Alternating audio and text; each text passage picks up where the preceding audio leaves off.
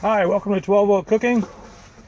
Today I put in a 3.5 pound whole chicken into this thing inside of a bag.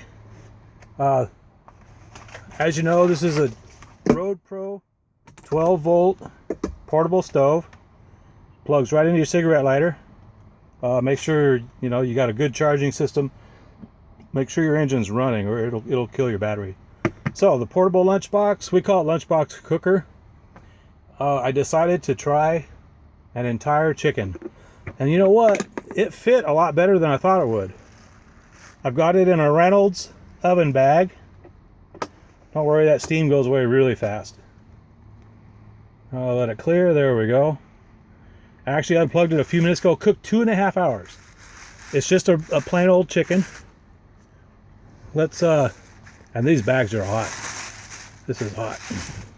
I put in a few little potatoes and some rice in the end. You can see it there. And I didn't really season much. I just sprinkled the chicken with some Old Bay sauce, and I put in maybe a half a can of V8 juice in here. Let's see if we can get a temperature on here. An internal temperature.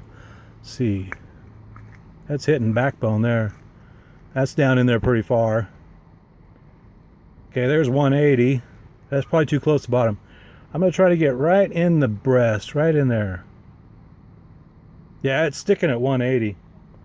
I bought a bigger thermometer so you guys can see. This is 2.5 hours. I've cooked that's inside the leg. That's not enough to get a temperature. It's showing 170. It smells done. There's 180 inside the breast. This baby is cooked. It's just because, it's the first time I've done a whole chicken, but I've done Cornish game hens. Of course, they're a lot smaller. And I've done a turkey breast roast in here before.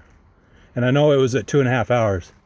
Okay, there's the leg. See that leg coming right off? And that's up on top. I never once turned it. You'll see some rice on it. That's all that is. I put a few of these little fingerling potatoes in here, these little fingerlings, not very many, and then some rice. And there's some, you can see the rice, and there's some juice. Oh, the neck. Nope, that's not the neck. I threw out the neck. There's another big old potato, but I'd left the giblets inside, the heart and stuff like that. You know what, this sucker's really tender. I don't even know if I can. I was going to try to pick the whole thing up. I'm in my semi truck. I don't really have the most dishes and stuff.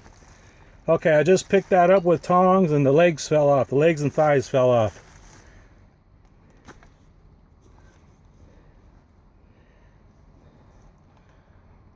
So there's the legs and thighs. They just fell right off.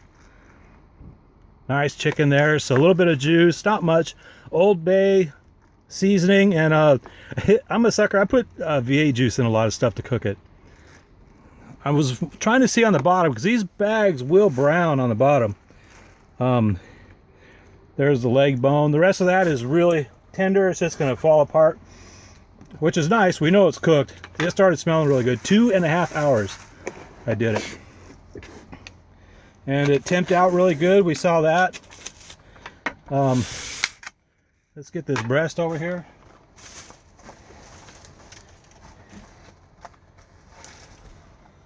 And let's see how this breast.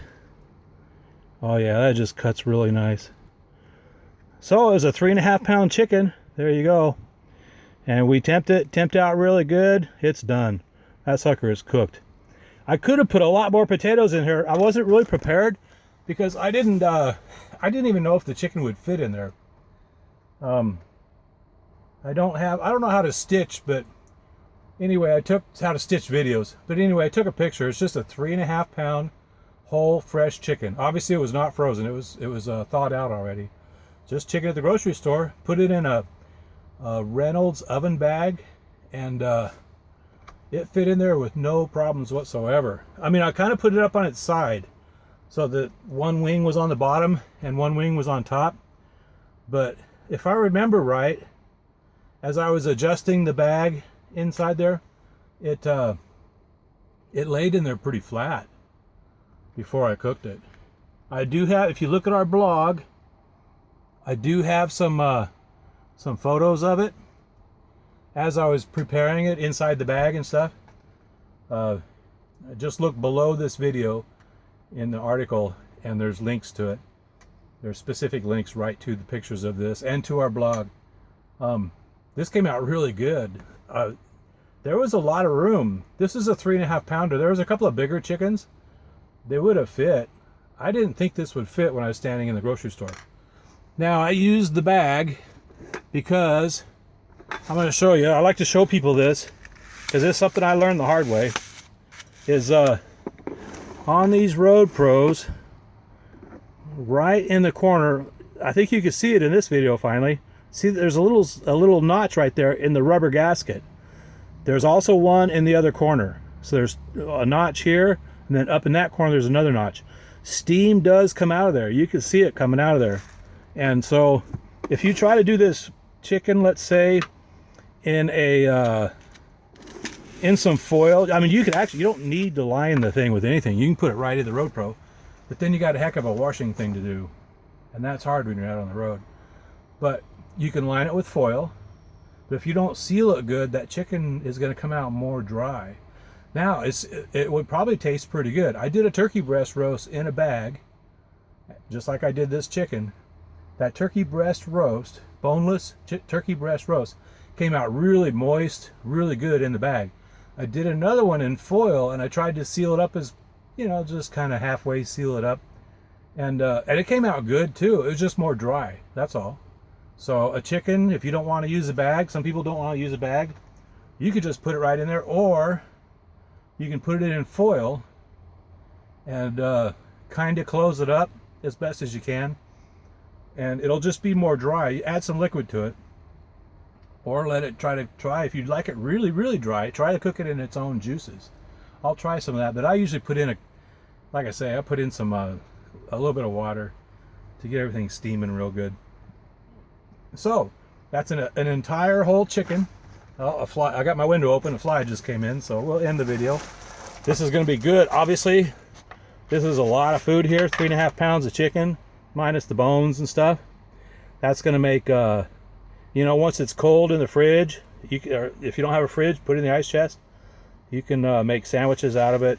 Everything. You know, mix it with eggs. Cook eggs tomorrow. I'll put some in for eggs tomorrow morning. Some rice later. Maybe some steamed broccoli. And I'll throw in some cold chicken. There's that fly. I'll throw in some cold chicken with some steamed broccoli. You know what I mean. Just leftovers.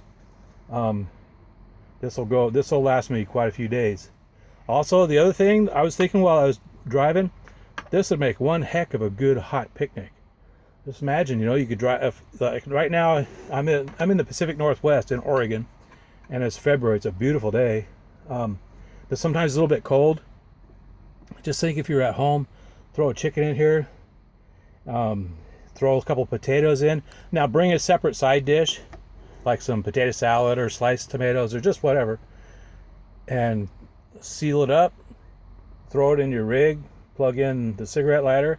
Let's say you got to drive somewhere 2.5 hours, go down to the river or something, and open it up, and you and somebody else, or actually a few other people, could have one heck of a good picnic on the river with a hot picnic. That's what I was trying to say. So 3.5 pound chicken, fresh raw chicken, throw it in the RoadPro, 2.5 liters, voila. I got a lot of meat. This will probably last me probably 4 days or more. Okay, thanks for watching, and check our blog, 12 Volt Cooking. It's 12vcooking.com. It's called 12 Volt Cooking. The links are on our YouTube. Check our Facebook page, and check this specific blog. You'll see pictures of it in the bag. There was a lot of room left. This would take a bigger chicken. I might try a duck in here. Okay, thank you.